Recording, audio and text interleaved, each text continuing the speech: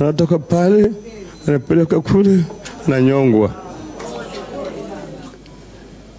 Miaka 90 na 82 1982 tuliweka kazi, maana yake tulikuwa na chama kimoja kisheria, tukasema sisi tunataka kuundisha chama.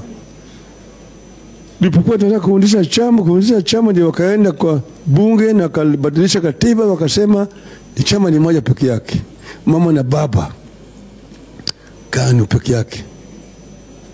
Sisi tukasema hapana, hii si sawa sawa.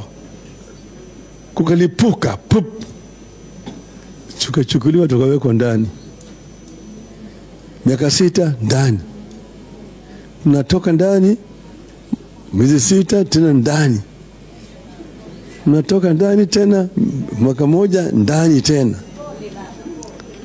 Kwa hivyo mjue ya kwamba hii imetoka mbali. Ni struggle ambayo Wakenya wamepigana kwa muda mrefu zaidi. Kuna wengine ambayo wamekufa katika hii. Mimi nimeona watu wengi, marafiki wetu ambao wamekufa kwa hii struggle. Nimekaa na watu mpeleka mahakama, pale wakitoka mahakama wamechapatiwa hukumu ya kifo. Wanakuja wanapiga mimi kwa heri, lakini kwa mimi naenda salimu watu wangu, salimu wa Kenya, mimi nakufa, lakini mimi nakufa kwa niaba ya Wakenya.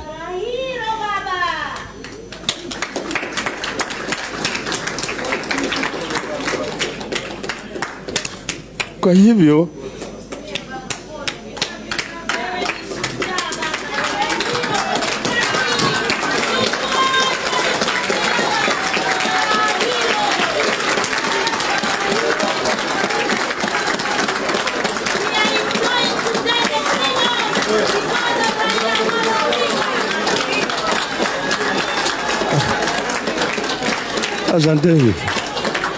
asanteni. Poleni sana. Nakuwa na uchungu ukikumbuka mtu tulikuwa pamoja anakuambia kwamba mimi sitakuona tena. Anatoka pale anapeleka kule na nyongwa. Kwa hivyo saa nyingine mkana sisi tunakuwa na hasira, sababu kuna sababu. Wengine waandishi wa habari hawaelewi, maana yake wao hawajaona mambo kama yale. Lakini hii harakati ya ukombozi imetoka mbali. Wengine ambao wamechangia hakuweza kuja kuona pale tumefika. Hii katiba mpya haikuja kwa urahisi. Katiba ambayo mnaona hii imechukua muda. Watu wamekufa ikoleta hii katiba.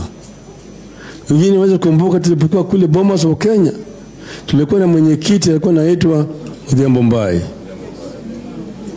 Alikuwa anasimamia kamati ya ugatuzi, kamati ya katiba ya ugatuzi. Odhiambo Mbai walituma majambazi kwake mchana kule Ngong Road, kwa ndani ya nyumba yake. Wakaingia wakampata yeye na watoto. Pale watoto wakampiga risasi wakamuua. Wale walioua Odhiambo Mbai bado wako mpaka leo. Kuna chochote kimefanyika kwao. Kwa hivyo hii katiba mpya ilikuja kwa